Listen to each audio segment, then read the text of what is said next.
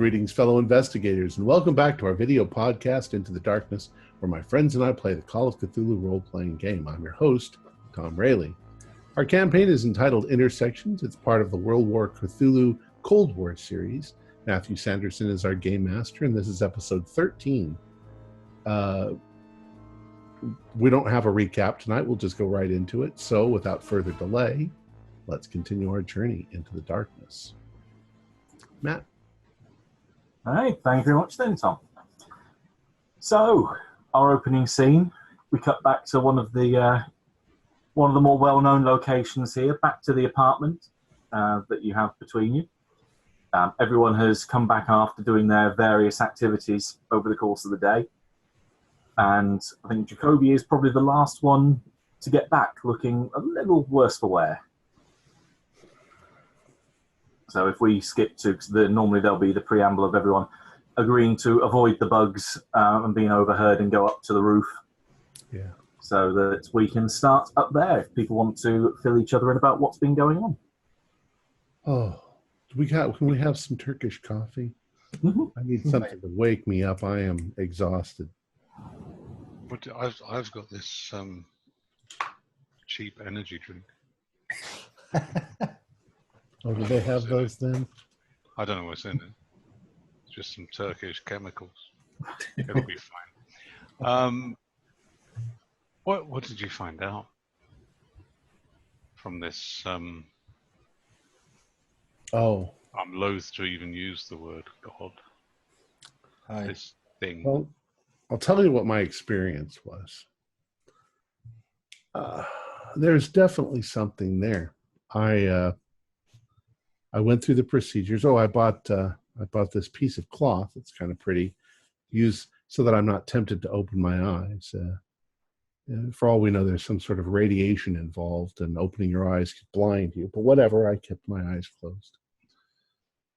And same sort of thing as before. There was kind of a whirlwind of noise, and I asked. The first question I asked was whether or not we really had anything to worry about as far as an atomic bomb being smuggled into the area by the Dark Brotherhood. And the answer was a pretty solid no. And for that, I felt a definite energy drain that seemed to suck the life force out of me. And got Band-Aids from the blood. And then I asked it if Majesh was in fact Brotherhood of the Skin. Same thing. Yes, absolutely. Oh, good. I asked something else, and to be perfectly honest, I'm so tired. Because it pretty much drained all of the energy out of me. Probably be better to bring that up in the morning. But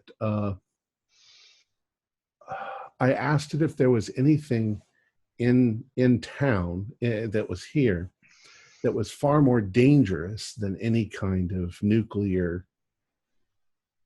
bomb. And it didn't give me an absolute answer, but it seemed like it was pretty much a yes. There's something going on here that's far more dangerous than any kind of nuclear threat. That's kind of an open-ended question, so I don't know. It could mean anything, you know. And that was pretty much it. Whatever it is, it was like voices speaking in my head, like a chorus of voices. And remember, they said it was kind of like probability. So it was like hearing multiple voices. And when they all sung out the same answer, then you knew pretty much that was the answer. Now the question is whether we can rely on this information. Because I realized in trying to compose the questions, that the questions can be interpreted themselves. I tried to make them as very specific as possible. Is Majesh a member of this cult? Yes. Okay. Is there something? Is it what? I of course can't ask what is the threat that is in the city. It won't answer that question. I have to be able to be specific. But it's not apparently an atomic bomb. Should we be relieved? I don't know. This is the same cult, though, who is preparing for some sort of catastrophic. Yeah, well, I thought about that. And I thought, if your question is, will Istanbul be destroyed in an atomic blast, and it gives you a high probability, that doesn't tell you when it's going to happen. It could happen 50 years from now or 100 years from now. And they don't know when. So I'm not sure that it's that big of a threat. And from what we were told before, one chance meeting between a couple of diplomats tomorrow could change the whole spectrum of possibilities for 20 years down the line. Sure. It could create an entirely different world. Having said that, I have to say that perhaps I'm fixating on him too much, but I do have my suspicions about Ekmechi from what we've been told, that he is working towards supposedly becoming a god. It's not right. Ascendancy cults are so stupid. How does one do that? Traditionally, I believe. You have to assume that if any kind of magical activity requires power, something like that would require enormous amount of power. And I do. I recall reading once. I was on a skiing holiday and stranded in a chalet for a week and a half. I do remember reading about a Victorian idea, quite obscure, that was called distillation magic. And the idea of that was that you could harness the energy of natural disasters, earthquakes, train crashes, that sort of thing. I'm wondering whether these two things might be connected. This idea of a massive catastrophe, and his ascendancy. Ascension cults and suicide have often gone hand in hand. Yes, of course.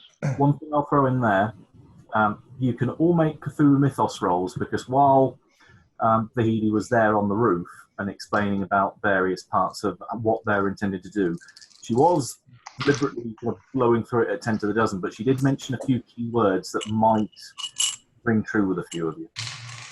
I passed. Oh, I rolled an 18. But it was a Oh, I've got a 6. Standard. Is that enough to do anything? I think Right. mine's only 5. Oh no, it's 12. Push it. Yeah, 6 is hard. I guess that sounds 2 of you have got it so far. Hold on. I got a Cthulhu Yeah, Mythos roll. close. I'm 3 times over my score. I'm going to bake a cake to celebrate. Yeah, no. Although I should be gaining some Cthulhu Mythos because what the hell am I doing? That's true. You certainly are getting exposure. Right. For Natalia and Henry, then, various phrases that she mentioned were that she had been drafted by Ekmechi to build a silver key.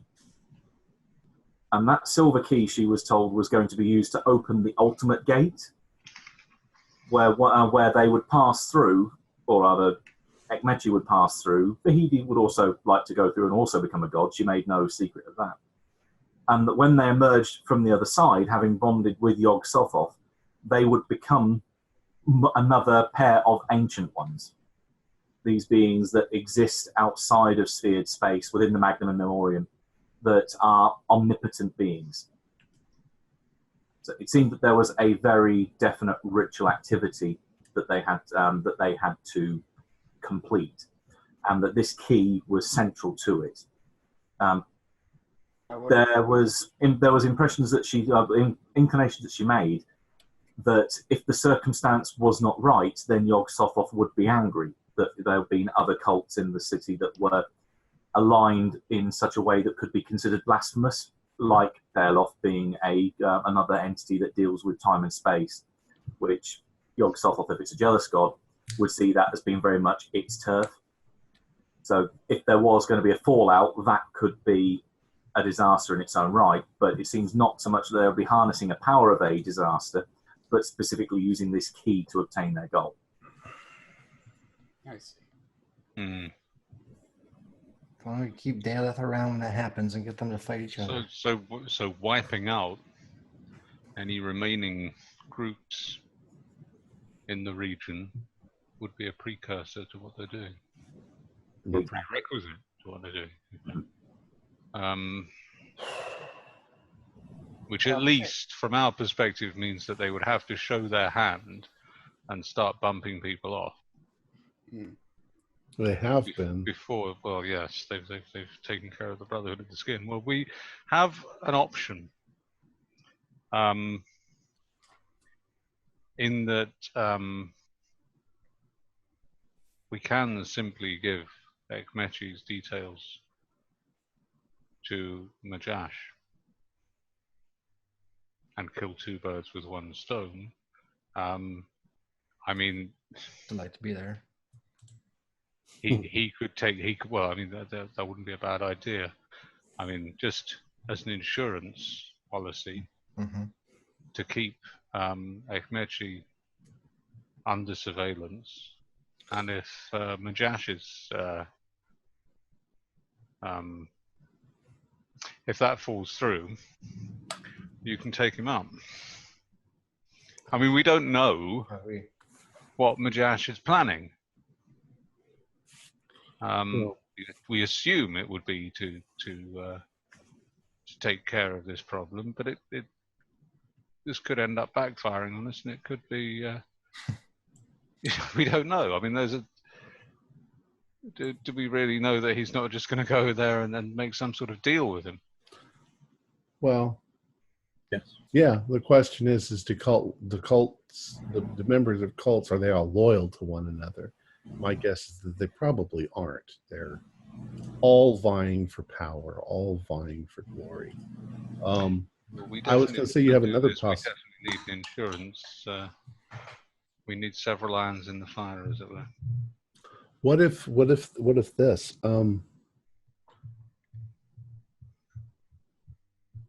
What if we? I don't know why we would make a deal with Majash.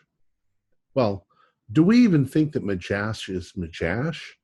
Or do we think that Majash was a member of this cult? Or do we think that Majash has been replaced by a member of this cult? From what I've managed to piece together, I think it's reasonable to assume that the surviving member of the Brotherhood of the Skin has taken on the form and the identity of Majash. Well, as a cover to avoid detection. The big problem is that Majash, or in whatever form he may be, or whoever he may be, can't really get close enough to Ekmechi without being cloaked, and he's not cloaked. He is displaced. They're not seeing the right person. But what if we made a deal with him that we would assassinate Ekmechi because we are cloaked and gain his, I don't know if there's any point. Well, I can see benefits to coming to an arrangement with Majash. He is an information dealer after all. If he really is an information dealer, that may be. what he was. Well, I mean, he's taken on the identity of an information dealer. To all intents and purposes, he is an information dealer. That's true. Mm-hmm. You know, he's still very much doing that. They both sound like good pieces to take off the board. And yeah, but then we've also got the issue of Kazakov, haven't we? I mean, if what you're saying that you have consulted Deoleth, and Deoleth is telling you that there is no threat from an atomic device, then that means that Kazakov's been feeding us a line. Right. Should we interrogate him more? So why? Is he just trying to make himself more marketable? Well, it may be that he doesn't know. Maybe he's been fed a line, but most likely he's probably a cog in the machine that's trying to manipulate us. It's definitely got the feel of disinfo, hasn't it? Did Eamon tell us anything about his encounter with H? Yeah. Yeah.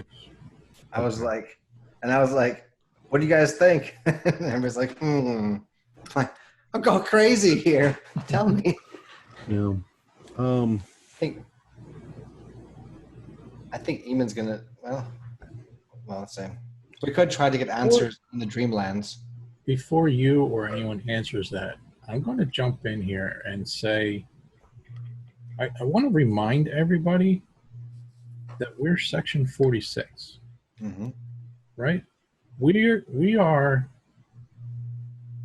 tasked to protect people from these unknown Things, supernatural, whatever words you want to use, cults, powers, evil people, gods. Let's just lump it all together.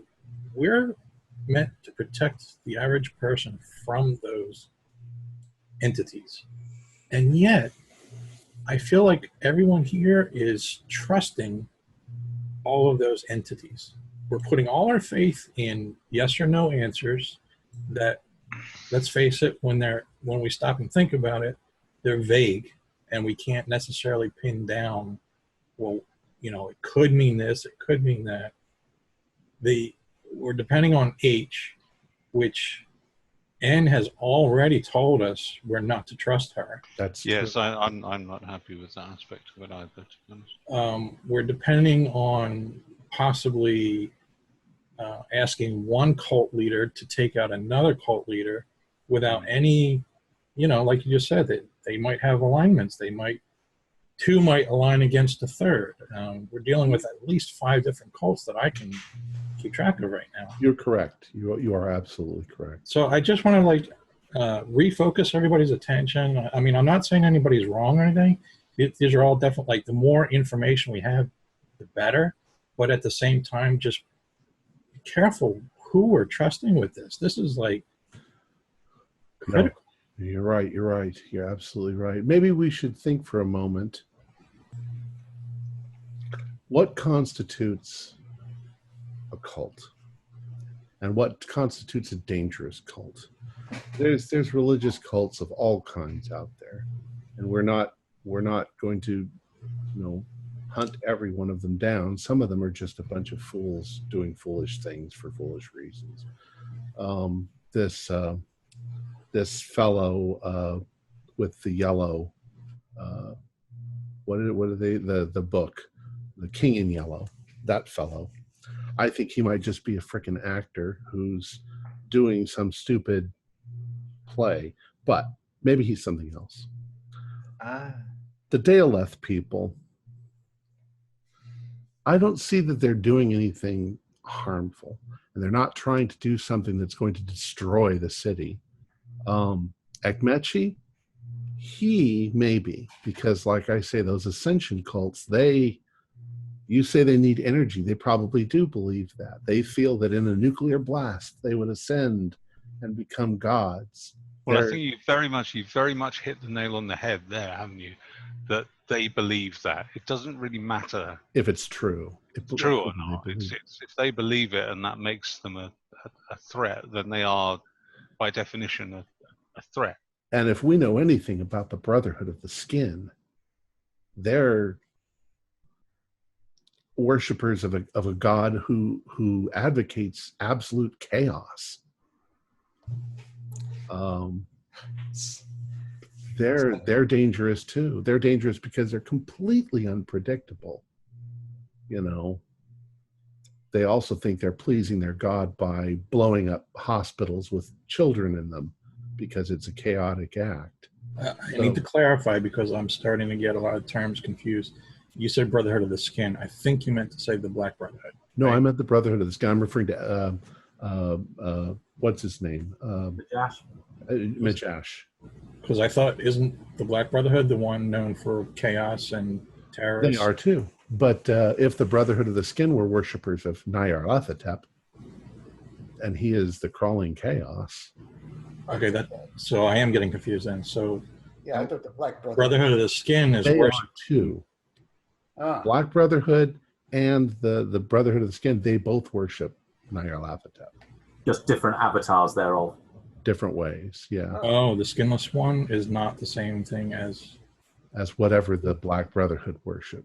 But it's still Nyarlathotep. Oh, okay. I didn't know that. well, that's confusing. I guess that will please. Culture confusing. He's pleased either way. Mhm. But I mean, this idea of them using a nuclear weapon as a key, it kind of makes sense if you need to open up some sort of portal and it takes a lot of energy. Yeah, at least in their heads. Yeah, So what that I'm makes saying sense, is, I'm agreeing with Jeff. I'm sorry. It says Lebo. Jeff on your screen. Lebo. With the Labo. But I'm thinking that our dangers are probably Ekmechi, Majash, and things in that direction. We've got less to worry about Daleth and this other The disciples of the Tesseract as the Daleth people. the Daleth, the Tesseract people, or the They seem all right. yellow people. Later- Although we don't know anything about the yellow guy yet. I think H is the yellow. And person. and H, I forget about H, but H is another one that we've been specifically told not to trust. I think she might be the king in yellow, and I think I might have saw her when we were at what's his name's apartment with the music. I know absolutely nothing about this King in Yellow. I've never seen the play or read it or anything like that. Just going out for yellow dress. It almost seemed, unless that's just a lead. Yellow is their That's color. weird. Yeah, so It all brings back to circle that these guys are threats, and we should probably do what needs to be done. starting with Ekmechi, I think. Just give the word. Speaking of which, I did order some ordnance. I'm not sure, Matthew, if and when they affirm that or not, but if they told him a date, he'd be like, we should get it this time. You can have that ready by morning. So that will be ready for you to collect tomorrow morning. Well, We're going to have the list of ordnance ready by morning. Even something for you, Doctor. I will support anything that you want to do. I think all I'm doing is prioritizing. I'm just saying, Ekmechi, there's probably something bad with this Majash, possibly with the yellow guy, and then that might clear up all the problem. The Tesseract people they're basically information worshippers. Remember, they were building a giant castle to house people from something that's bad's going to happen. That they think is bad's going to happen. Yeah. When we were up in the top, and it weirded out my mind, but the moving box thing, the Tesseract itself, Yeah. and then we saw a stone glowish map with all these explosions everywhere. It could be tied to more than just one nuclear blast. It might be. They might have asked, will there be an end of the world? And Daleth said, yeah. But wasn't it like a stone? It was something solid in the dream world there, right? It was Yeah. it was basically a map of the planet, Yeah. wasn't it? Where all the atomic Big- bombs had gone off. 360 map kind of the world. Okay. As you're describing that, you can each hear that the phone downstairs, the one that's in the main reception area, starts ringing. And I do this. Maybe that's Somerton. Where's he been? Yeah. Somerton or Combs. Combs. Let's. They I'm call me too tired to paranoid, run but I'm down the starting to stairs. work. Somebody else. Somebody. Sullivan, you go. Sullivan. I did this first. That means not it to get the phone. Oh, Am I the only one who's feeling rather concerned about the fact that we've already lost 2 members of our team? well, I mean, No. Yes. I'm remember, it's only assuming been perhaps hours. they've been called off, but Remember, in the game time, it's only been hours, so I'm not sure that Combs might be a day or so by this point. maybe. I would Easily. say. Yeah. I mean, nonetheless, they. I mean, all right, Somerton was called off for something. That's fair enough. Earlier today. But, First one to the phone wins. But Combs he's just gone dark. Hello? He has. Okay, there you go. LeBeau got it. Oliver. Okay. So yeah, LeBeau picks up the phone. There's a male voice on the other end. You can hear a click, so it's definitely a encrypted line, so it's not going to be listened into. And a man with a British accent. You don't recognise the voice though, so it's not anyone that you've met so far.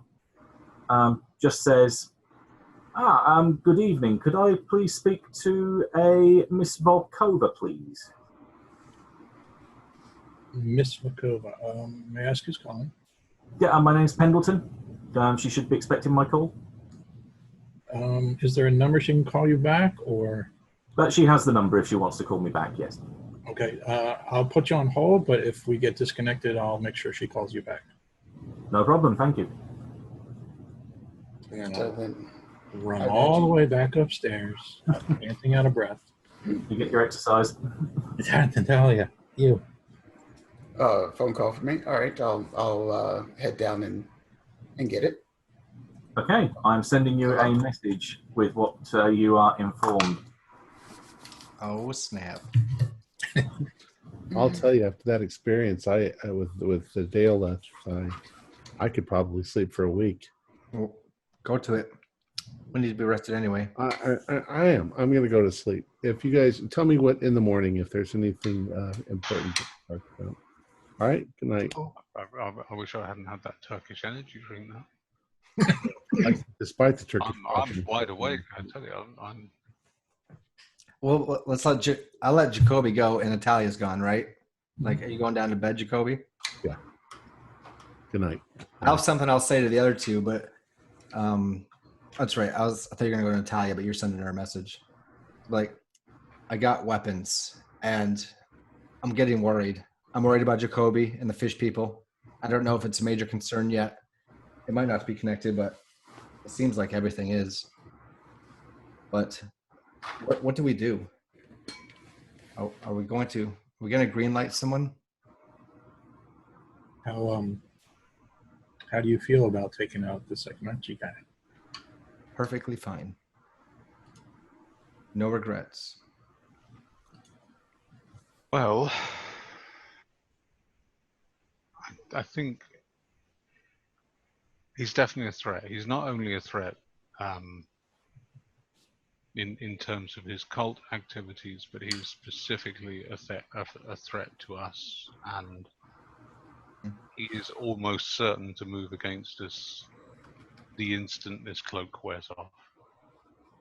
Yeah. Oh, I forgot. Out of game, I forgot about that, but it'd be like, it's even more of an issue to move sooner. I don't want to be rash. I've been thinking about it. While cloaked, we have the element of price. Mm-hmm.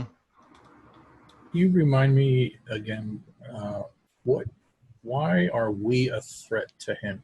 How does he know about us? He knows that we're cloaked. Mm-hmm. Because I went to visit him at his office, and he hadn't foreseen that happening. Okay. He knew when he would next see me, and it was not there. I mean, I would assume that basically, as soon as he'd bumped into any one of us in any circumstance that he hadn't already predicted, the cover would have been blown. It just happened to be me there.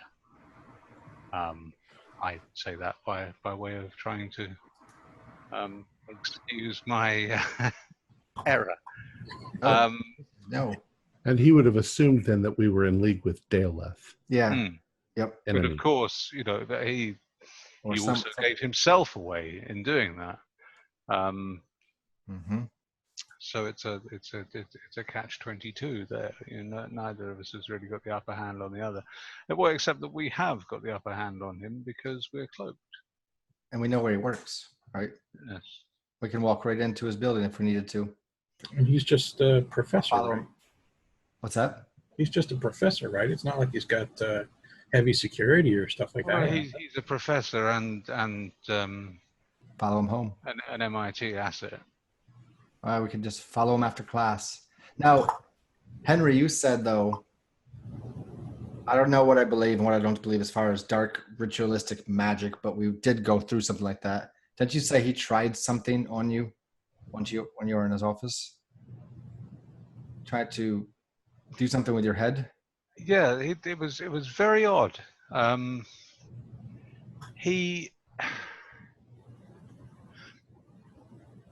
It's difficult to describe to you, but when he was questioning me, he made some sort of gesture with his hand, and then I felt this extraordinary compulsion to just tell him the truth, which is, I'm sure you can understand for someone in our line of work, is a rather unfamiliar feeling. And luckily, I'm not sure whether it was by force of will or by just sheer habit I was able to suppress the urge to do that. But it was touch and go for a moment. So, if it exists, if magic or someone, if he's a cult member, if it's true, I know we say he's just a professor, but we have to assume that he might be capable of more than one thing. So catching him off guard would be even more important before he could possibly respond with something. Yeah, I mean, this was. I mean, we're not talking about sort of hypnotic induction, speed induction, or something. I mean, I've done the courses. I know how to resist that. This was something. Yes, this was something that was very much, I think, Section 46 territory. What he did in there was the real deal, I think. So even if that should be a concern to you, if you get into close quarters with him, is this something you can do from a distance? Yeah, with a gun. We'll follow him. if I could close, then I got a big knife. However, and I know some things, but I would hopefully not be going alone. I mean, well, actually, I'm not sure would be appropriate. I mean, we could do it solo, or we could do it in a pair, trio. I mean, LeBeau, you already shot a sniper, so you're solid in my book. I look away.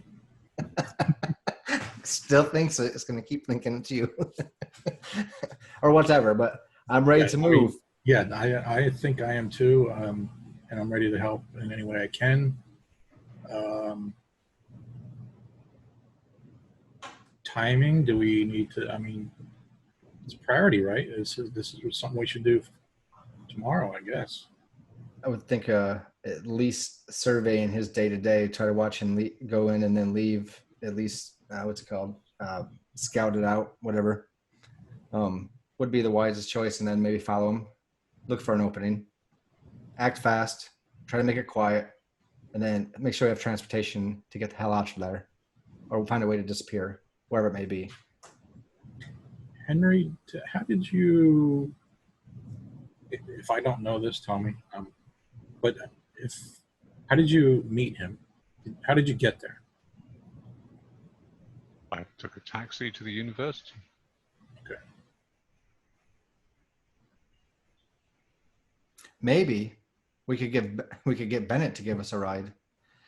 I forgot to mention this a few minutes ago, but I went to her to get the ordnance, and I basically learned she's an assassin. But she's not cloaked. That's true. We have to work on the assumption that if we interact with anyone who isn't cloaked in any element of this, then he's able potentially to divine that incident from the perspective of the person who isn't cloaked. I only thought it was the driver, but that could still be. I don't know how these things work, but I'm just assuming. No, that's a good point. It might be as too a fail-safe. I mean, you mentioned going to see him at the university. I went to see him at the university because I knew he was peripherally involved with Kasakoth in some way. That's what I thought. Okay. I thought he had some sort of he was some sort of link between MIT and the Russians. I had no idea of what he was really up to until I set foot in that office. I haven't. Do you happen to remember if he had a secretary or any kind of security just to get up to where he was? Is it pretty easy in and out of his office? I believe. I think he had a secretary. We could have a driver. The closest thing to the secretary, you saw that there was an empty desk, and you saw that the nameplate on the desk was Vahidi's. Oh, right. But she wasn't there. Well, that'd be great. Whether she was or not, just walk right by. You could have two of us go in. One is a driver. Two go in, take care of it, just leave. Of course, we'd leave him right there at his desk. That might be messy. I don't know if it's something we need to make it, he had an accident in his office, or he was just murdered, or if it needs to just disappear after school hours. I don't know if there's maybe potentially a better way to handle it. Gory in public or private, quiet? Yes, the latter, I would think. If he's connected with MIT, we want as little attention as possible. Quick interjection. At this point, you hear footsteps coming up the stairs back to the roof, and Natalia comes back up and joins you. Everything okay? Oh, yeah. Yeah, just the home office checking in. They just wanted me to catch them up on our progress, so. Paperwork. I need a drink. Need vodka up here. I think by this point we have like several ashtrays full of cigarettes and like a few empty bottles and a few quarter and half filled bottles maybe collected. Maybe I'm not part of that. I don't know, but it's just like, which one? As you're rooting around for a bottle or anything to drink, you hear the phone ring again. Oh, go on. I'll get it this time. All right. We need some more ice anyway. If it's for me, tell them I'm drinking right now. After that long conversation I had, I just need a break. Tell them I'll call them in the morning if it's for me.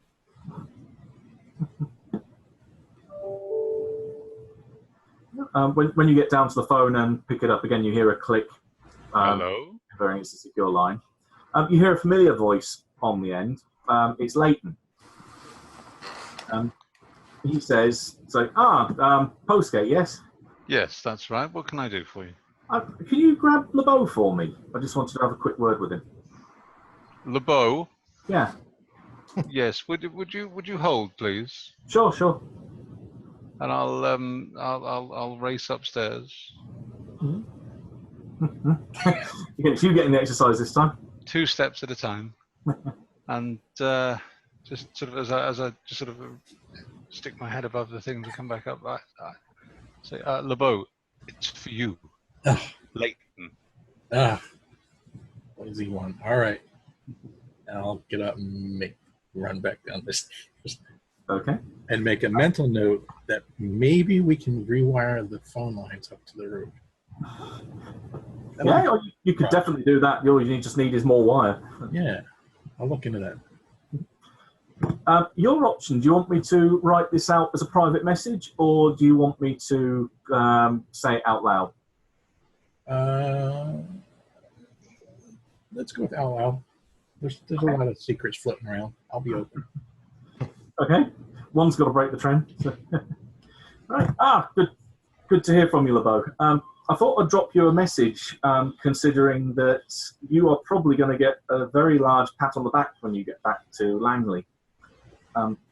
Following up on your recommendation, I've just got word that we've intercepted the heart of Havana.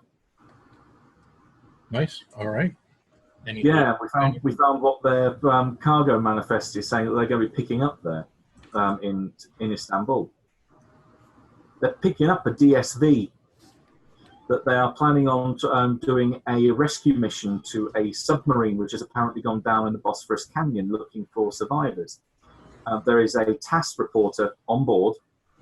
They're ready to document their case.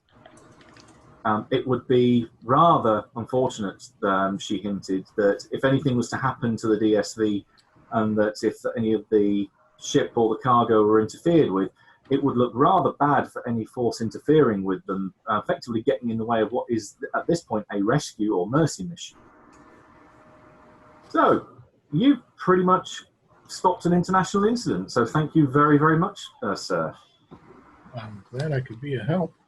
And just, I'm sure LeBeau knows, but just for any viewers or listeners, a DSV, again, is a... Deep submersible vehicle. Okay, I was in the right ballpark. Okay. Yeah, no, that's great. So do we know, is the Havana still heading to port, or? Yeah, we've got no reason to stop them. There is nothing on the boat otherwise besides this. Well, even the DSV isn't there yet. They're saying that it's going to be coming in by train the day that they arrive. Ah, okay. It's planned to be loaded straight from the train onto the boat. And then as soon as they've picked it up, they secure it, they're heading up the Bosphorus, and they're going to try and dive on the submarine. Gotcha, okay. And so they're unlikely to find any survivors, they fully admit this, but they have to try. It's kind of obligatory. No one gets left behind on a submarine. Plus, if anything did go wrong down there, they'll try and find out what went wrong.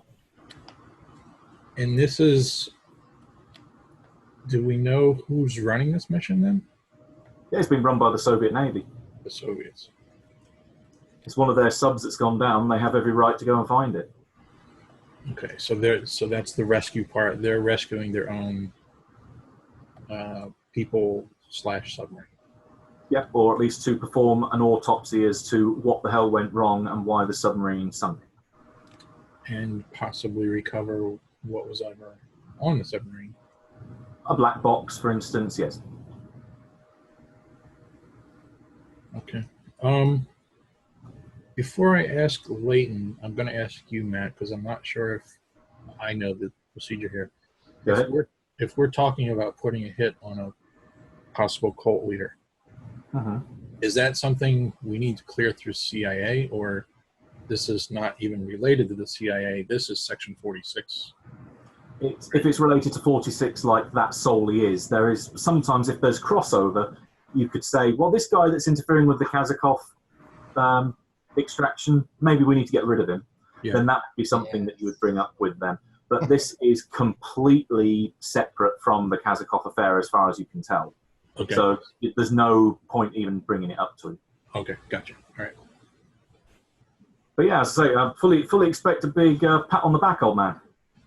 Yeah, that's great. Thank you for the heads up. Are we okay with letting all this happen, or is there any need for us to get involved in some way to stop this from happening? Well, this is the first we've heard about a submarine having gone down in the area. It's a bit late for us to deploy anyone that could potentially watch over this.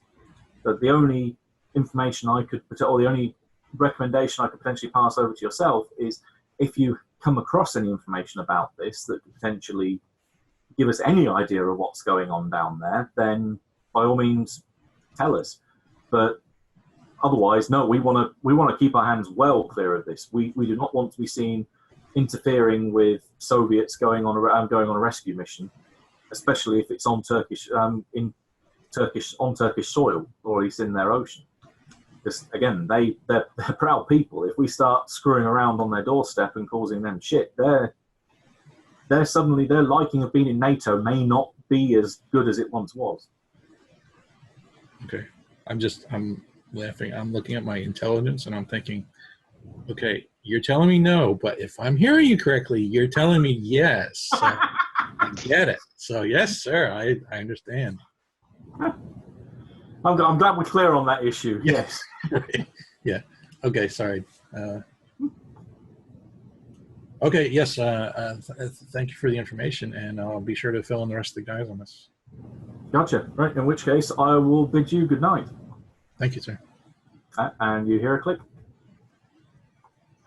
I'll run back upstairs and relay the story.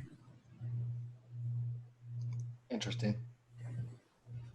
That's gonna go from a CIA issue into a 46 issue, it sounds like to me. Maybe. Certainly could at some point. Things are didn't the first submarine go down because they sent the Shoggoth up and ripped it apart, right? The deep ones. Isn't that what we got? Did we get that from Jacoby? I think he told us. I don't. Did I ever tell you that? See, that's what I can't remember. I don't think he did. I told you that there was a submarine that was. I guess I did tell you that it was attacked. Maybe there wasn't the detail, and I'll redact that. I'll just, I'm not sure my character knows what the hell a Shoggoth is, so it was just a word she used, and I don't know what I mean it meant, so I just said. If you related anything, I would just automatically go to. Okay, I'll just go to it's the fish people. They live down there. They're gonna cause a ruckus if they dive down there and they're not quiet. But they're gonna go down and try to explore their old sub, which is what the fish people already wrecked house on, right? So who knows if they're guarded or not. Everyone can give me a Cthulhu Mythos roll again if you want to have at least some indication of what the word Shoggoth means. Come on. Bloody hell, I've got an 8 this time. Wow. Nice work. You are tuned into the universe tonight. Henry knows his stuff, doesn't he? I got a 17. Our aligned. I passed that as well. Not to one up you, Henry, but I just got an 01. Whoa. Right. My mother was part Shoggoth. What's that? LeBeau, what's that thing that's just started growing out of your pineal gland? That's where we're at. Right, well, I was going to say that Postgate definitely remembers a mention of this word in a couple of texts, particularly reference to things like the Pit of the Shoggoths, that they are some kind of servitor race, that they aren't deep ones or they aren't fish people, but they are a race that are used by them. LeBeau, you remember especially looking through some of the paperwork that was amongst some of N's materials that Section 46 are given to read upon their induction. Remember an incident referred to as the Innsmouth raid, particularly an OSS report from around that time, where it details some of these creatures that were discovered, again in collaboration with these fish people, that resemble a protoplasmic blob that reformed mouths, eyes, muscle tissue, the works. A monstrous creature that caused a hell of a lot of casualties. They're not even sure they killed it off, the one that they made. You are familiar with the overall description of a Shoggoth. That is what you've got.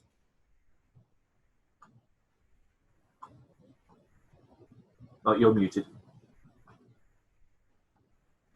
So yes, I'll relay all that. That or something. And that might not be our first concern, but the Soviet could be getting themselves into some hot water.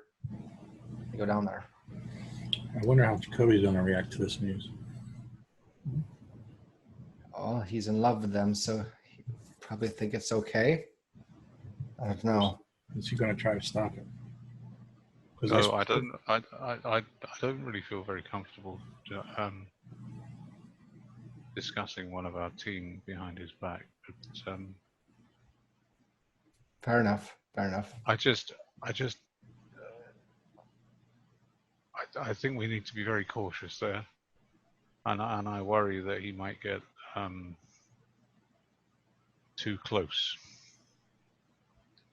That's Because what I you specifically know these things, and I don't just mean these fish people. I mean these things in general. They can their ideas can be very seductive, and people can be swayed by these things. Hi. Well, that's what I mean. I know you just said you don't like talking about your team members, but and I look at Eamon, and I'm gonna say I'm concerned. He seems way too into this research of his, and now he's taken it upon himself to read some book, I think, and he's now communicating with one of the cult gods by himself. Mm-hmm. I just I don't know. I think he's compromised. That's what I'm thinking. Well, I don't necessarily think it's compromised, but I don't know if just he's that think far that yet. if it gets to a certain point, we have to be willing to just step in. And I don't mean in a violent manner. I mean we just need to step in and Intervene. yes, I suppose stage an intervention to explain to him what he's doing. That if it starts getting out of control, we owe it to him as a team member to at least make him aware. Now I don't think it's got to that point yet, but I think it could. These things can get into people's heads. It can be very dangerous.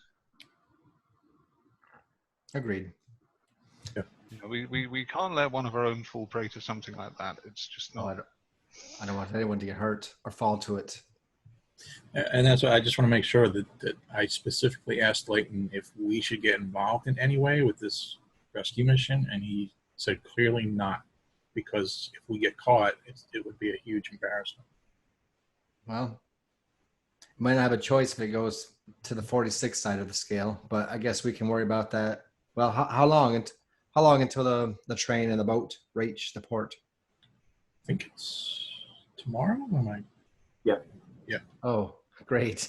Yeah. We already made plans for tomorrow, so now what do we do? Maybe we sleep on it now and reconvene. All of us talk about it, do something. Natalia, I wanted to check. I don't know if you were on the phone while we were discussing this, but did you hear our conversation about Ekmechi? No, I was still on the phone. What did you come up with? I think we have a consensus that we're going to try to eliminate him ourselves. Okay. Are you okay with that? That's part of the job. Do you have any idea of how you want to go about it? I think that's what we were sort of discussing when the phone rang. Okay. I think Eamon's our head. I don't know. Your sniper skills might come into handy. That's what I was thinking. Well, I hope you'll be there with me, Natalia, to What for calm my nerves. For you to protect me again? I might just be in your way. I'll give one roll before people head to bed. You can give me int rolls or idea rolls for various aspects of something you're discussing. There is potentially an alternative. I pass. Ooh, an 08. I definitely pass. 16. Yeah, the dice are favouring you guys tonight. Yeah. I'll have to borrow them. Oh, you've jinxed it now. Oh, trust me, the only dice that hate me are mine. Oh. I was rolling when I was GMing last night. I was rolling 80 pluses on everything. They know they pick their time. Anyway, for those of you where the dice favour you, you're thinking about the DSV going down to the submarine, or the remains of the submarine down at the bottom of the Bosphorus Canyon. You're worried that what they might find down there, particularly they might have a run-in with the Deep One colony. What if they can be convinced to stay away? If they pull back and deliberately ignore the DSV going down there, there'll be no confrontation. But that involves making a deal with them. With the Soviets? Or with the Deep Ones. Oh. Not the Soviets. Yeah, that's what I was like. That's terrible. Yeah, that would fulfill Leighton's requirement of keep your hands off, because you're dealing with the problem from the opposite end of the spectrum. I'll just leave that as a potential seed of an idea. I already had that seed. That's like I've actually got a better idea. Oh, there you go. If anybody ever tells me.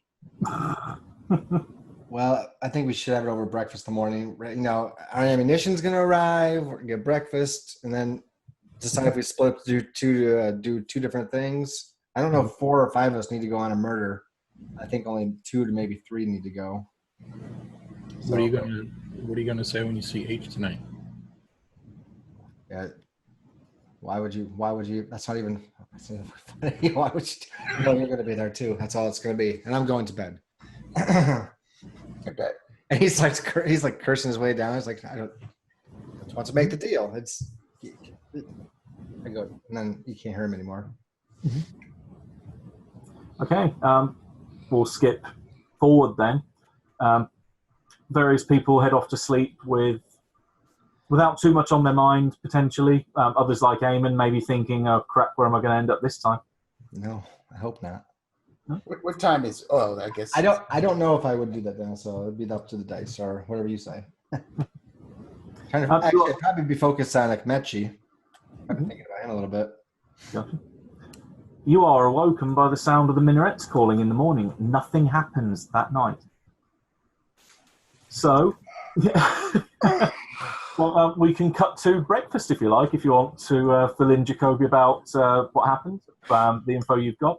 We can take it as read. You just say we fill him in rather than go over everything again if you want to. Or not. You guys don't. Or not, yeah. Telling me. Don't. I'm okay with it. I'm hesitant, but I'm actually gonna. I believe Henry will know best how to handle this, being the senior member. I am like eating a ton of food because I'm tired. I was tired. Now I'm hungry. That's some good breakfast. So you do tell me about you're going to get Akmechi today? Yes. Yeah. Good idea. It's not. It has to be done. He's our biggest threat. I mean, this needs to be done with absolute deniability, though. If we do this, we're doing this as a Section 46 matter. So from a CIA perspective, we have no involvement in this. I mean, you're extremely well trained in that sort of thing, aren't you? So we'll find out. There is a knock on the front door a little bit just after you finish breakfast. That's Akmechi. I suggest we do it right now. And I'd also suggest that means our cloak would have run out, or at least one of us. I'm going to go and open the door. Yeah, in your guard. I'll stand behind the door with my pistol, like at temple height, looking at Henry. Yeah, Just for hopefully not at clarification. my temple. just for clarification, did you tell me anything about the deep sea? We were just about to broach it, but someone knocked on the door. All right. Saved by the bell. It's a bit rude, I think. All right. And I was joking. I'm not standing there with the pistol. So. I'm sort of He's braced across- and ready you're to across the slam street the door with in your someone's rifle. face if I have to. So I am stuffing food in my mouth. foot behind the door jam. When you open up the door, there is a familiar face there, and no, it's not Akmechi. It's actually Bennett, dressed in overalls, almost like a bit like a removal or removal man or delivery driver. There's a van parked on the other side of the road where you can see a couple of guys are carrying out some crates, each marked fragile and this way up. Bringing them across. There's 3 of them that they're bringing across towards your apartment. Says, she says, "Oh, sir, I take it you live here. Would you like to sign for the delivery?" Oh yes, of course. And I will sign for it with an entirely illegible signature. A doctor's signature. Yeah, my signature actually. Yeah. So, as someone once described it with my father's signature, someone like a spider's crawled across the ink. Yeah. Right. She looks down on it. I think that's all in order. So I hope you enjoy your machine parts, and good day to you, sir. Thank you very much. Take care. Yeah. She gets back in the van. The other two, basically handymen, carry the 2 crates, the 3 crates inside. They leave them in the main corridor. There's plenty of room to get round them. And then leaves a crowbar on top. They nod, they head out, climb in the van, and the van drives off.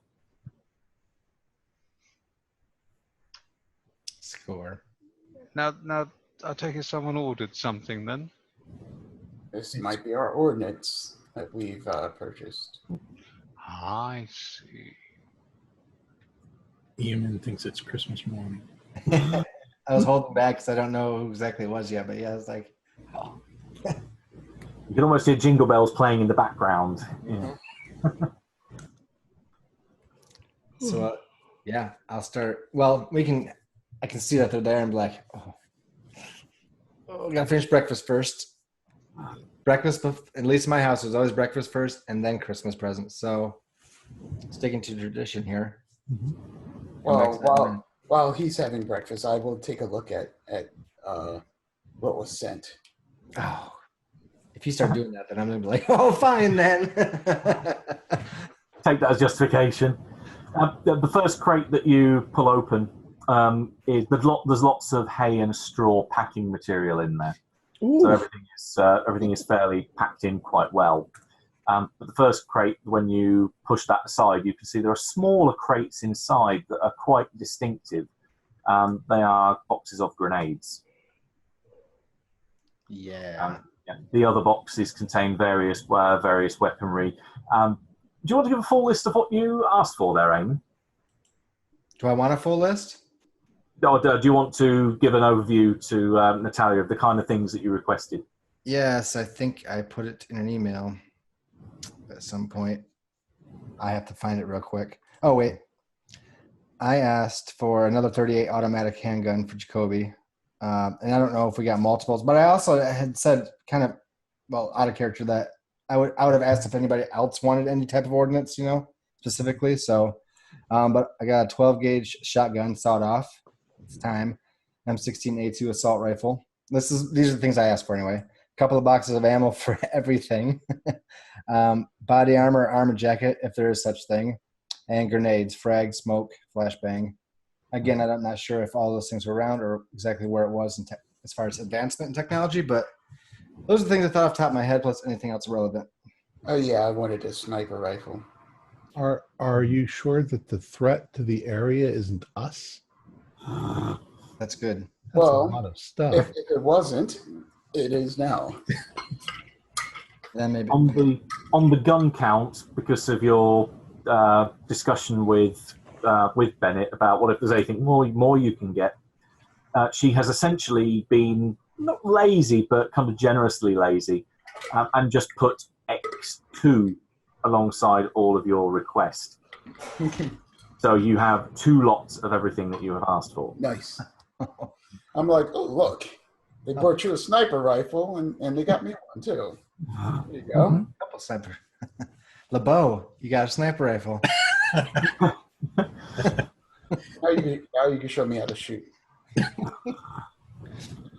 So, yeah, I see Natalia and Eamon just like, oh, yeah, and this, oh, you got that? Oh, yeah, okay, yep. And, yeah. Few minutes. And now we sit down to breakfast, and then afterwards we can play trade seas. You know that after 10,000 years of human technological advancement, we're still throwing little rocks at our enemies. We're just throwing them faster. Mm-hmm. Well, these rocks are metal and very All pointy. rock. That'll work. Is it at this point that Yemen's girlfriend comes down and sees us all laying our weapons out? She has pretty much kept herself to the apartment. She hasn't left. Okay. Just reminding people that we do have a visitor.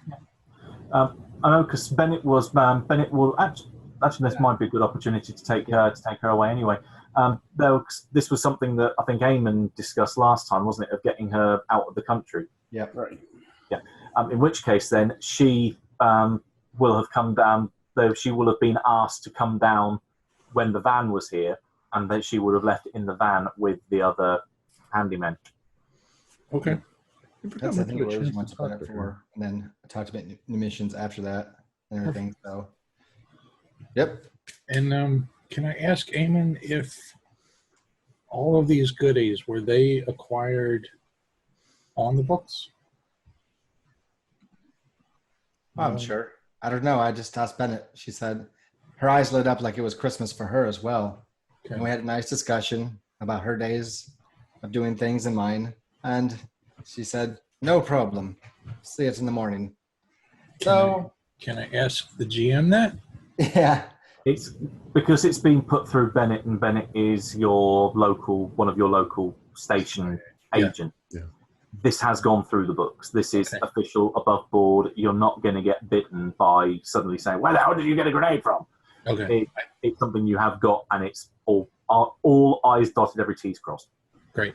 And yet, at the same time, if we all of a sudden get a nice package of sniper rifles and somebody just happens to get shot by a sniper rifle today, it's something we probably need to be aware of.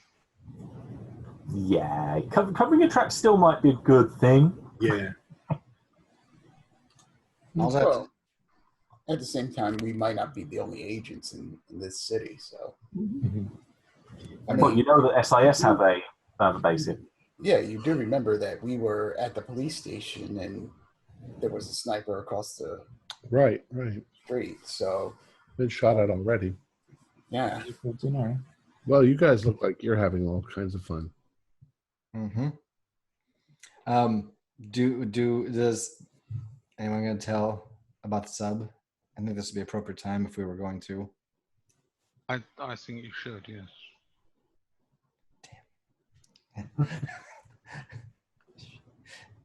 Yeah. Okay. So you just want to say that you start telling me about the sub. I think Yes, so. okay, we will, yes, we'll tell you. Yeah. I probably go a little Bonus pale. phone call. Yeah, so you know the implications of that. I'm like, my God, if they go down there, and you can sort of see the gears grinding. How could we solve this? How could we solve this problem? I'm like, Well, if they, do you also tell me about the Shoggoth? Because my character didn't have a clue what that word meant. yes. Okay. Yes. Well, I'm like, I mean, I'll tell you as best I can remember. There's this thing called a Shibboleth. that was what the fish woman said. That they sent a Shoggoth, and it destroyed the sub. It sunk the sub. If you're in contact with these creatures, I think you need to explain to them that if they attack that TSV, they will probably manage to destroy this rescue mission. I'm sure they could. I'm sure they have the wherewithal to do it. But once that's done, they will reveal that they will have been revealed. It will be known that there's something down there, and Yes. more men will come, and they'll keep coming. Why? They need these things. This is a fragile balance. If they're gonna, If they have a colony, I don't know what kind of structures they build. moving it might not be that easy. However, how do you find a submarine that's sunk? Does the submarine have a signal? If Ian were here, he could tell us all about submarines, but alas, we haven't seen him in a couple days now. He hadn't come home last night. I would I'm assume assuming that they'll know what its last position was when it and start from there. or could they be using sonar to find the object on the bottom, or I would imagine so. or could there be a distress signal from the thing? Equally possible. No, Natalia would know, definitely being the techie kind of the group, at least in terms of nuclear physics and so on, and on that, or the engineering front rather than techie. Natalia? Would know, and actually probably Bo would get this as well, being the signal specialist.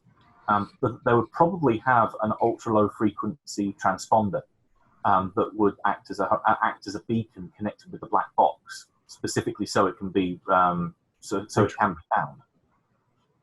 We have to move the sub. I mean, we don't move the sub. That's what I mean. Like, I was about to ask, are we going to don on some wetsuits? And No, if they have these Shoggoths, you called them, could they not move the sub to somewhere else? Nearby, not just far enough away that they find the sub, but they don't find the city or the outpost. Hmm. I suppose it's possible. I mean, I've no idea what the capabilities of these Shoggoths is. I don't either. But if one of them can bring down a sub, and they have more than one, you said pit of Shoggoths? I don't know what that is, but it's important that I get a message to them so that I can warn them. Right. You said this is coming tomorrow or today. Well, we're sitting here now. I mean, how fast can you get in contact with them? I have a place I can go. It's a mansion. I can leave right now. I don't know. I don't know if I'm going to be able to get into contact with them, or I could go back to the brothel. But The boat will be arriving, or the ship will be arriving at the port today.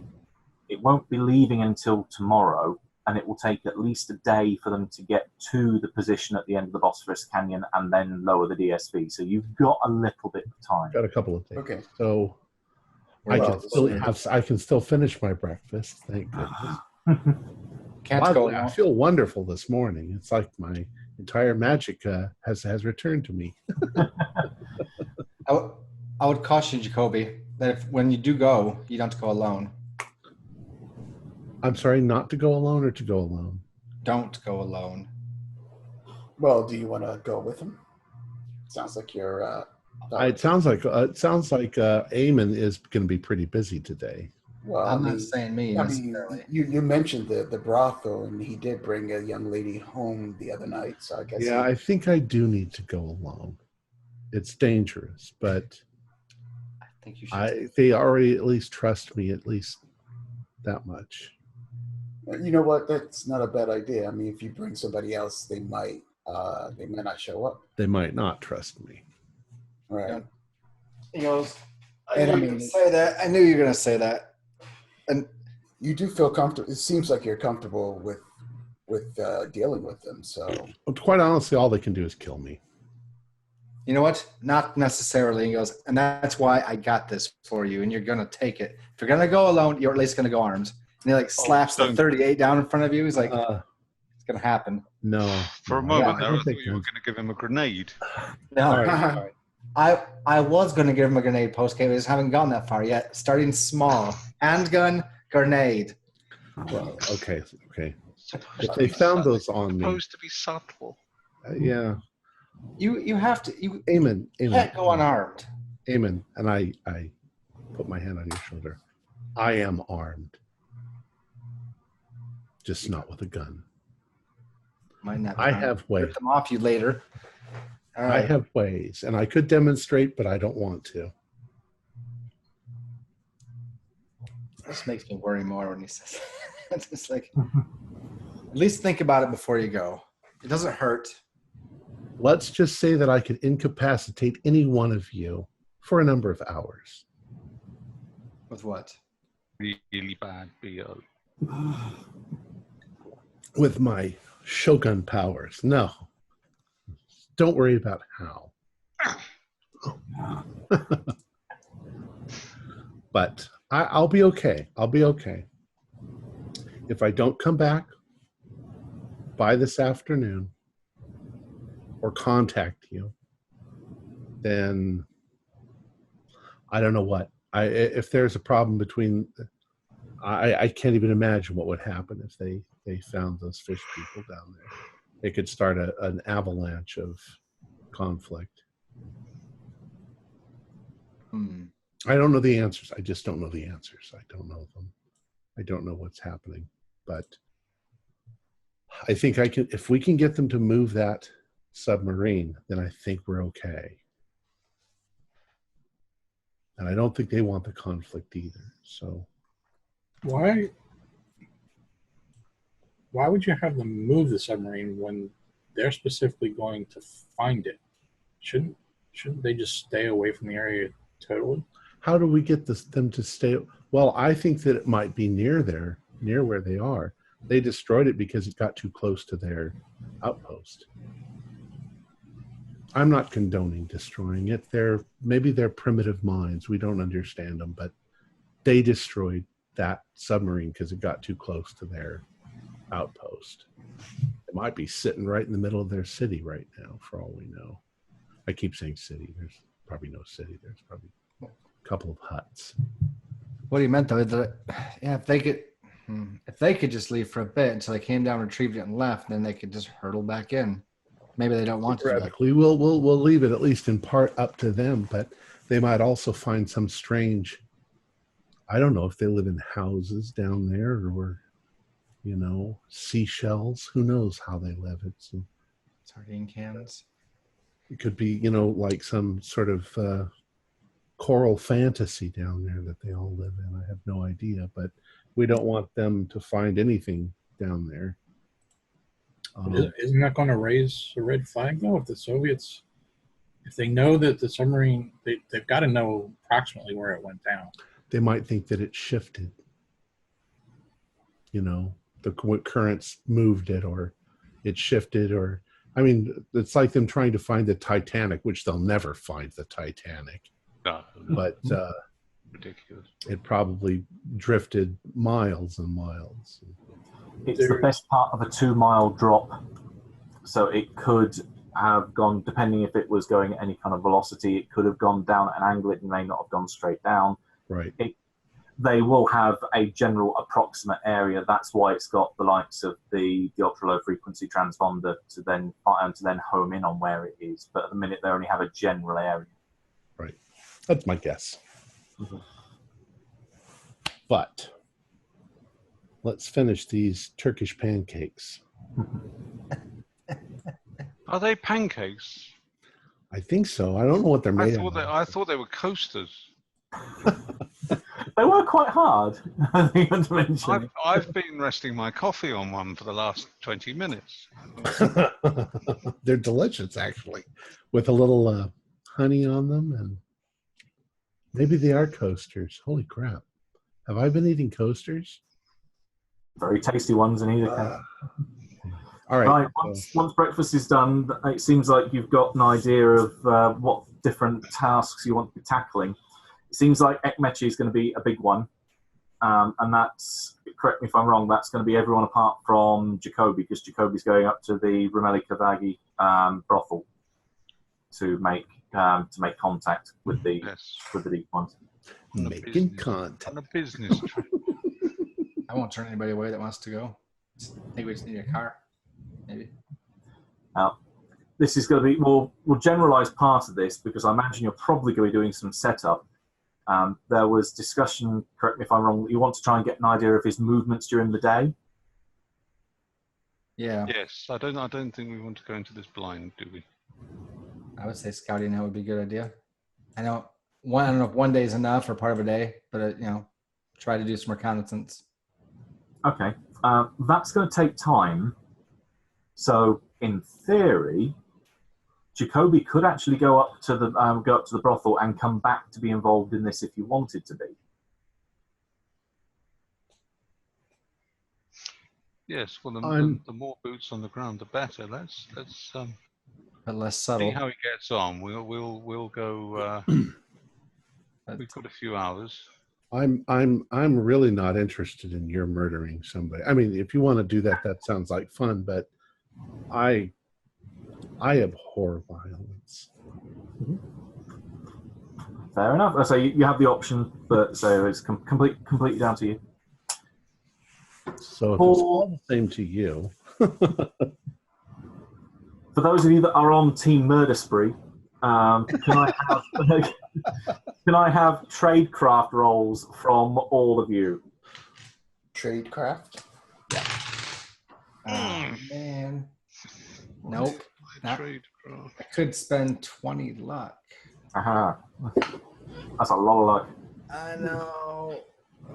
No, I failed too. Come on, Natalia. you'll need that luck for. Nope. Hang on, Nope. I'm still trying to find tradecraft on my. Very last one on the bottom right. Oh, there we are. Right. Okay. Yeah, got it. I could push the roll. We could push the roll. Oh, man. You could. So it's all riding on postgate at the minute. Yep. Well, if I could spend 4 luck points, I could make it. Yeah, you can spend as many as you like if you want. So. Okay. I'll spend 4 luck points, which would put me at 40 out of 40. Okay. Right. This happens over the course of probably, we'll call it 2 or 3 hours as you're looking around. If I'm getting right, you want to see his movements around the university to see how he comes and goes from his office and so forth. You're staying outside the university, yes? You're getting an idea of the picture of what's happening from the outside. Probably the best idea. Yes, I'm keeping my distance because he very much knows that I know, and I know that he knows.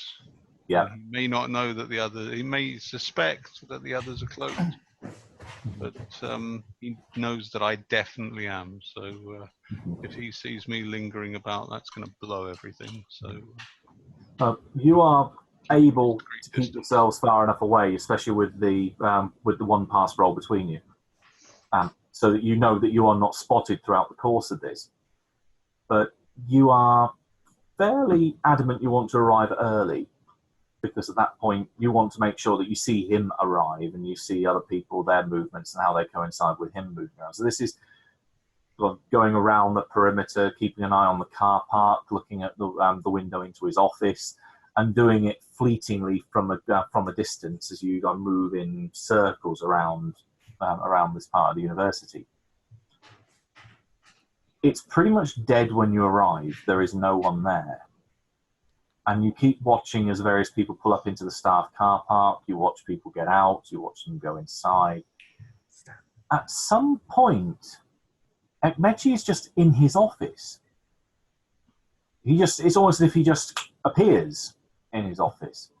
He doesn't go in by, as far as you can tell, by mundane means. He definitely didn't walk into the building, as far as you can tell. He didn't drive up and then get out of the car and go into the building.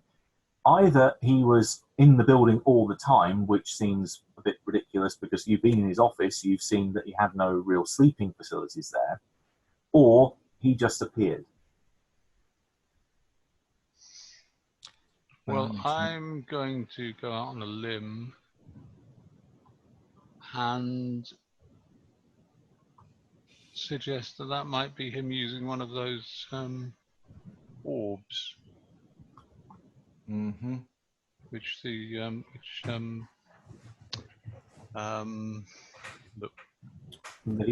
Vahidi, yes, looks to intersections document, which Vahidi has. So that would not be a surprise. Much of the later part of the morning is him spent in his office working on various documentation. It seems that he's doing some research, he's looking between books. He is generally doing what an academic would do. There doesn't seem to be anything suspicious about what he's doing. He does, towards lunchtime, have a visit from Barris, the MIT agent that you've previously bumped into briefly. You see him go into Ekmech's office. The two of them have a quick chat. There's a shake of hands. There's some smiles between them. They sit down and have coffee together. It seems very friendly. There's nothing ominous going on between them. The meeting lasts maybe half an hour. It's nothing that seems particularly ominous or of note. It seems like they're more just touching base. Barris then leaves. He gets back in the same car in the car park that he arrived in and drives away. Are you planning on keeping observation on him all through the day? I think so. In which case, your sequence of events is pretty much going to reverse. When it comes towards the end of the day, you see everyone start to leave the university. There are some lights that remain on as some people stay there late into the night, either again doing long-term projects. Their offices, they keep the light on in their office. But about 5 or 6 o'clock, he just walks past a window and then he's gone. He doesn't come back into sight, but he doesn't leave the building. You don't see the interior door in the office open at any point. It's as if he's just either lurking in the corner or he's gone again. Great. What do I want to do next? Hey, What LeBeau. kind of- Go ahead. I was just going to ask real quick. What does the campus look like as far as like? Is it a crowded, active, lots of people? Or? It's fairly average. They don't have a massive student body, but it's enough that you could, if you kind of congregate them all together, you could have a good crowd. But generally, there's people in groups of 2 or 3 wandering around. It's nice and not particularly crowded. Okay. What were you going to say? I was going to ask if you could pick a lock. Because after listening to this, I'd be like, just hide in his office and wait till he comes in the morning. If he's not going to, I don't know, unless we talk to his, what's her name? Tahiti, about where he stays, where he lives. Good thought about that. Or She wasn't going to be sad to see him go, right? I believe she wanted out and away from this guy. If that's the case, so that's one route. We could ask her about where his location is, or break into his office and wait for him to come in the next day. Well, I know she wants out of there. I'm not sure she'd necessarily Want him help dead. us do this. She has mentioned where he is based. Where he is what? Remember where? Where he's based, you said? Yeah. Yeah. I do not remember. Lucas's I house. don't remember that one. She mentioned that he had brought Leander's tower and converted it into a restaurant. yes. Underground. Yes, of course. I remember seeing that on the list. Leander's Tower. There it is. I was just looking at that. Is that out in the river?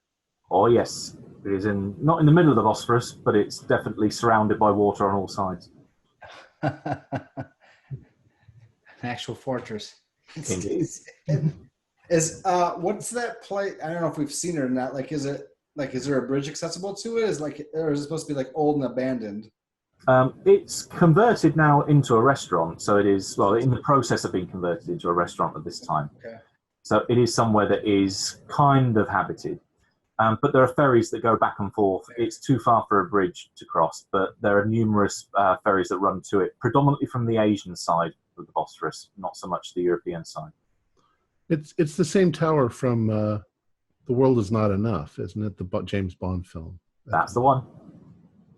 The one where the submarines dock, that one. So you can ferry over to the Asian side and then ferry from there so it doesn't look suspicious over to the tower during the day and wait for him until night and then take him out there in his own place. Might just have to wait a day and hopefully we have enough cloak to do it, but because I don't think, do ferries not approach that from the Istanbul side, the European side? Oh, they can do. It's just a longer trip. So it's just more infrequent. Is it a normal thing that happens on a day-to-day basis? It would do if the restaurant was open. The restaurant is in the process of being renovated and converted. So at the minute, it isn't open. You'd have to charter a ferry to go out there. Or you could try and blag that you're one of the decorating team that's going over there, for example. There are ways of getting over. Well, that's what I was thinking. That I would think the ferries that are going over there right now are probably with like construction crew and other remodeling crew, like whatever they're currently what they're on in there. So just jump in with those guys, maybe. I can look like a dock worker or a remodeler or a construction worker. Why not? A couple of us. Mm-hmm. So sneak over there and hide and wait until he comes home at night. I don't know.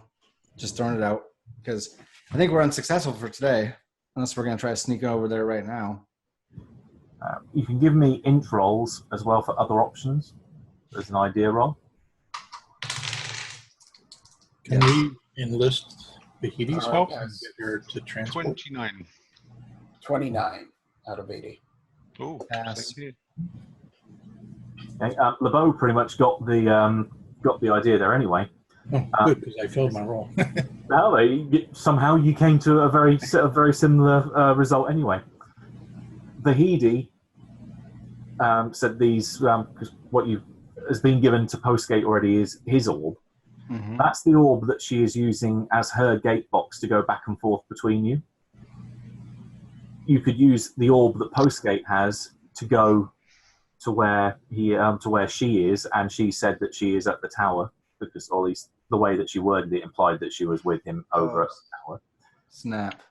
And the other option you've got is that if he keeps ferrying in and out, he has to have two sets of boxes or two sets of orbs that he is using to ferry back and forth between the tower and his office. So there has to be one still left in his office. That's true. Oh, LeBeau, again, can you pick a lock? We could leave Vahidi out of this and just drop in on him. I don't think I can. How hard is it to break down an office door? Or how quiet is it? That's really the case. Does it matter how loud it is if no one hears it? Depends on how abandoned the building is at night. I don't know if they have any type of watch or janitorial staff, but I'd be willing to check that out after hours, after people start leaving. Snoop around a little bit to see how busy his particular office is, or his office building. Yeah, remember Postgate when you went to see him, it was kind of after hours anyway. You would recall that there is a security guard that you saw, but security there is fairly minimal. And it's a university. It's not like it's an embassy or a consulate. Yeah. And is it possible? Did we find out it was possible to take more than one person at a time or something like that? Yep, as long as you all make contact with the orb at the same time, you can all use it. And then Postgate, do you know how to use it? Yes, I do. I guess the question is, do we do this tonight? Go break in the office, find the orb, use it to go right to him, or contact Vahidi, or wait till tomorrow and try something new? Depends on how messy you want to get too. We could set a small explosive underneath his desk. He comes in the morning. We set it off. Thought about that, but I think we were trying to opt for quietness, which becomes desperate. But it would be kind of quiet. I mean, for us, we'll be having breakfast while he's sitting at his desk and he just has a bad day. I just don't know if I have demolitions. I don't know if that's something. That's something you have? No. I thought you might. Looking at all the artillery you picked up, I figured you knew your way around. Is there not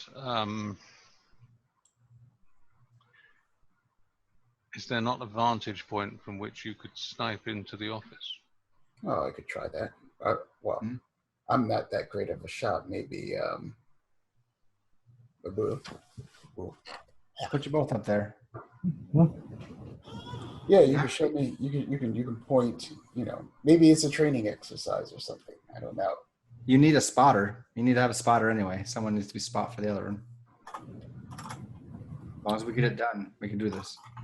Matthew, I'm still, so with the orbs, so Postgate's got one.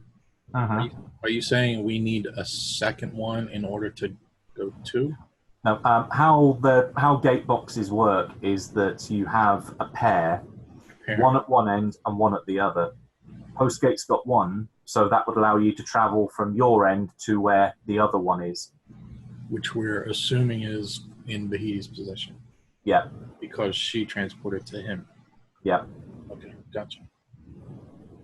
Well, I mean, there is the option of using my orb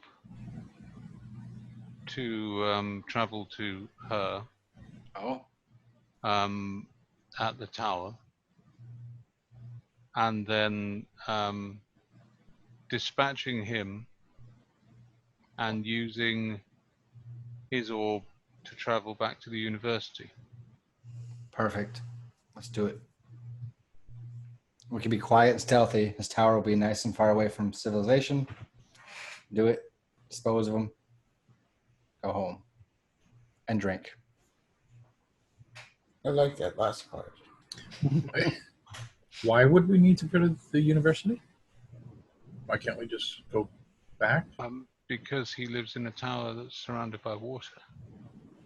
Won't be able to ferry back out at night. You might be seen leaving it. Or be trapped because there's no boats.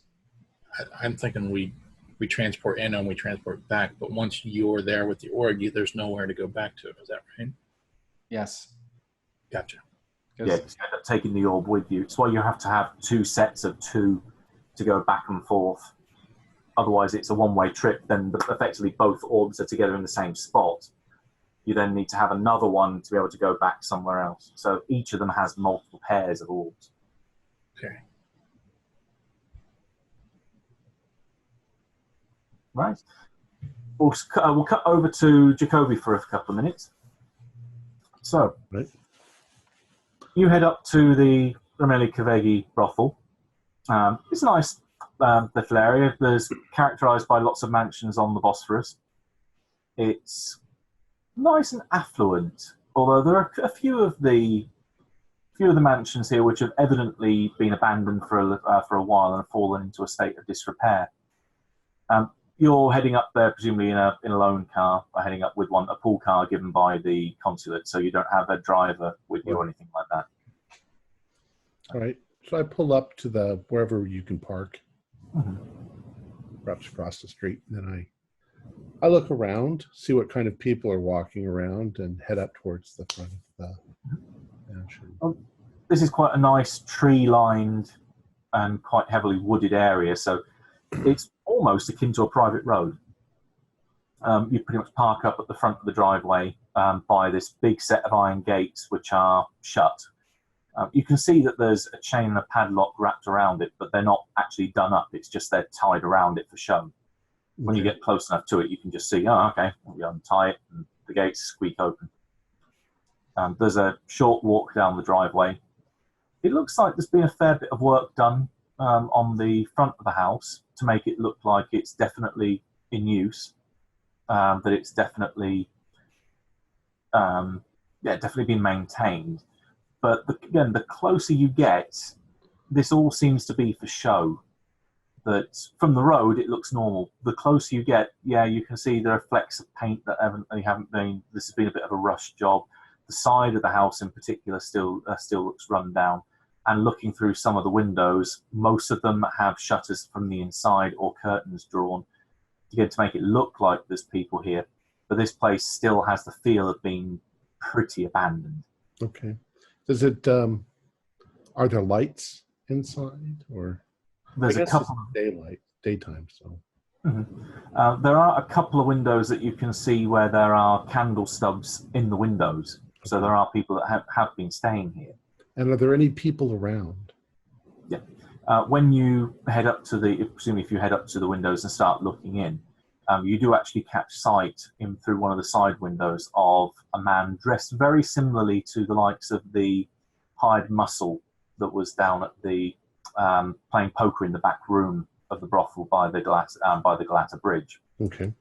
He sees you and just casually walks out the back and comes round and says, "Can I help you at all?" Yes. And I sort of look this way and that, make sure nobody's within listening distance, and I say I'm a friend of Jacob Marsh, and I'm here to hopefully speak to Ilgerquith Delan. I'm not sure my pronunciation is very good. Okay, he blinks. Evidently, that's not the response he was expecting to hear. Oh. He looks again one way and t'other to make sure he's not being listened to either. I look at him to see if he's got gills. He definitely hasn't. Okay. Yeah, I'm a little taken aback by that. Normally, that kind of discussion doesn't happen until evening. You can come inside and wait here if you wanted, or... Well, it's extremely important. Oh, okay. I will need to contact our Tarek then. Oh boy. Give me a minute. All right. Well, in fact, come with me. Come with me. Of course. He leads you through the back entrance. Again, it looks like the back has been... There was this nice veranda that was out the back that's been de-weeded and it's been washed up, and that then the walls have been whitewashed and tended to. But again, it all seemed quite nice from a distance, but up close and personal, it's still just got that hint of being really not quite right. Heading inside into the lobby looks like it has been cleaned out fairly well. Mm-hmm. So it then leads into another room which has been evidently cleaned out for the reception. But a lot of the other rooms you're passing, like the back kitchen, some of the other reception rooms, all show signs of complete neglect. This place has been uninhabited for several decades by the look of it, and it's really showing. You head into the lobby following this guy, and he goes to a telephone that's on one side. It does seem to be connected. He dials, and then holds up the phone. You pretty much catch his side of the conversation, where he's saying, "Yeah, Tarek, I've got a guy here that's turned up asking to speak with the Marshes." Yeah, those Marshes, yeah. Are you able to get down here with your thing and call them up, or? Okay, sure. Yeah. How long? Yeah, that'll be fine. Okay, see you in a bit. And he puts the phone down.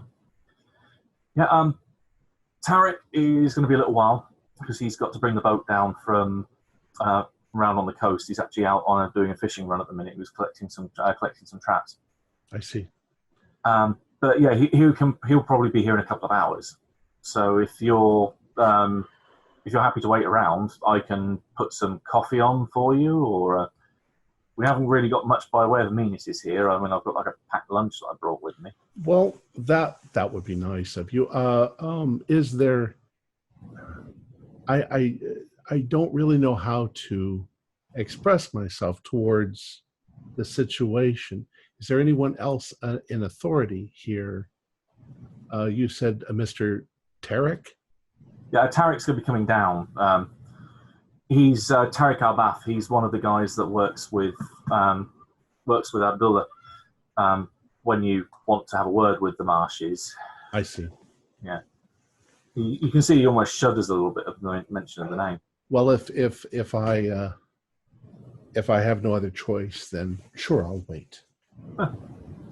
It's almost sitting watching the hands on the clock go past. There is nothing happening here during the day.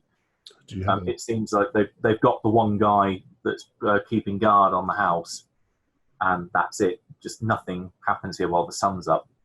Do you have a deck of playing cards. We could. Oh, yeah, I'm sure the guys have got something. We got a few bits out back. Like There's this normally deck. more of us. There you go. Yeah. Full of what now? What are all these strange creatures on this deck? So okay, I play phone call. I play phone call. I play cards. I don't know that one. Yeah, you sit down. It helps to pass the time, and then a couple of hours later, this small boat pulls up towards the dock, which goes out from the edge of the mansion grounds out into the Bosphorus, and you can see a man coming up the gangplank. He's dishevelled, wearing typical sailor's garb. But probably more interesting to yourself, especially as you caught the surname, is that there is a definite family resemblance between him and the photos of the other Albaths that you've been looking into. Okay, I'm not remembering something. There were photos of the other Albaths. You did some research looking into fishing families and That's looking at the surname's the same. Oh, that's right. Okay.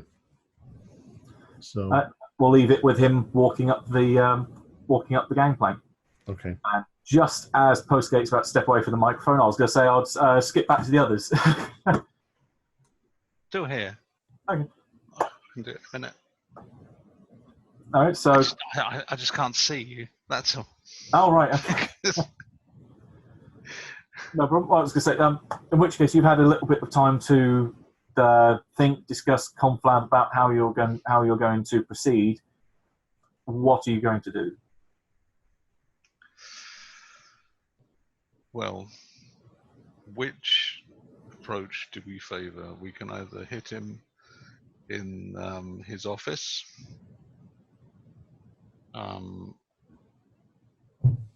wait for him to come to us, or we can go to him. If we go to him, we're going in blind,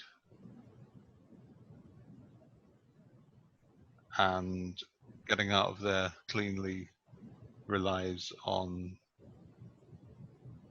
definitely getting the job done, and definitely finding his orb.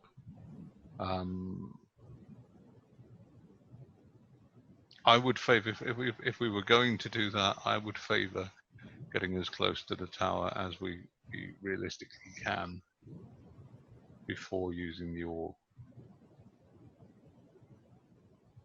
Okay. Just so you can. Then we might be able to have some chance of being able to use binoculars to scope out where he is in the building. I mean, obviously, if we were reconnoitering the tower and he happened to walk into frame while someone's looking down the scope of a rifle, then I would say take the shot. But I'm wondering whether, as a fail-safe, it might be better to have one person waiting in his office, potentially to meet the returning group and get them out of there, have a car standing by, get them out of the university quickly. And also, in case he flees and goes to the university, in which case there'll be someone waiting there to intercept him. It's a good idea. Yeah. Would it be one person, or is it 2 and 2? 3 go in, and one. Well, this is more your territory than mine when it comes to. Sure, Eamon knows what to do. I mean, I know how to use a gun. I'm just lacking the tactical training to really plan a mission like that. I would imagine when it comes to sort of going into the tower, I'd be more of an impediment than anything else. Whereas I think that realistically, I can stand behind a chair or in the corner of a room, waiting for someone to appear, and then shoot them. That's, I think, more within my capabilities than storming a building. Just don't be too quick on that trigger finger. I'd like to be part of the I assault know team. what he looks like. If people jump through and they've got hair, I'll let them live. When I see if I can see the shine of his pate. Don't shoot until you see the shine of his pate. It's fine. That I like to be on the assault team. The 3 going as assault and postgate. Do you want to stay in his office? Yeah, if I do that, then I'll have a car parked as close to the building as possible. Can you show one of us how to use the orb to get in? Yes, I will. Mm-hmm. It's quite straightforward. Yeah, with his instruction, all you'll need to do is pass a regular PAL roll, and then there'll be a magic point and sanity point cost determined by the distance you travel. That's why I was suggesting that we want to be quite relatively close to the tower. Oh man, I would love for Eamon to do it from here. Maybe I shouldn't take that gamble. Don't gamble this life. I mean, it could work out to your favor. I mean, you could do it at a great distance and get a really bad sanity cost, and then jump in there in full red mist.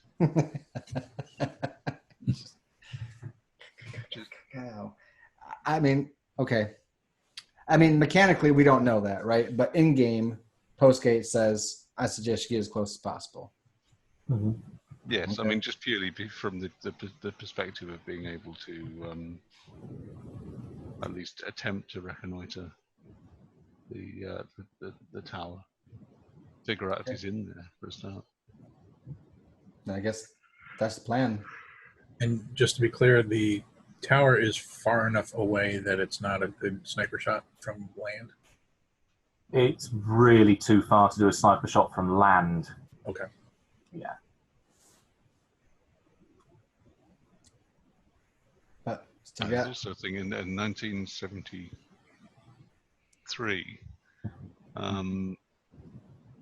Was there any? I don't think there was an equivalent of a Barrett Light 50, was there? No, nothing that big. No.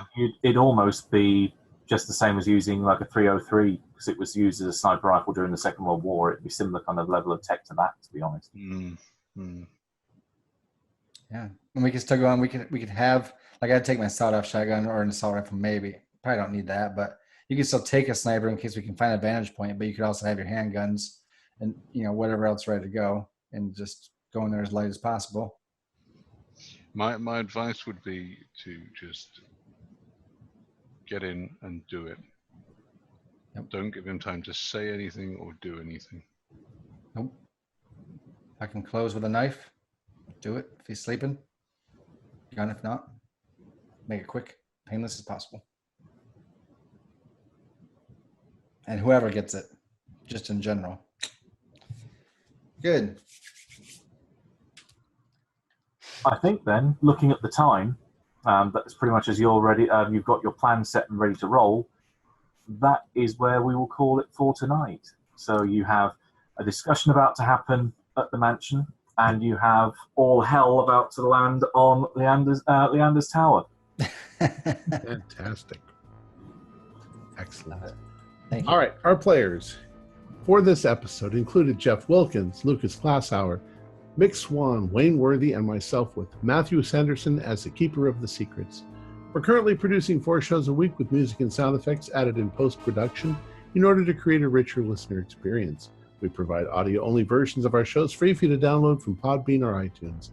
If you'd like to become a patron, visit our Patreon account. Just $1 or $2 a month helps us a lot. Like, share, and subscribe to our channel for updates on our latest shows, and leave us some comments. We like reading them. This is Tom Rayleigh, together with all the members of our gaming club, inviting you to journey with us once again into the darkness for another adventure into the universe of H.P. Lovecraft in the Call of Cthulhu role-playing game. Until next time, good luck and good gaming.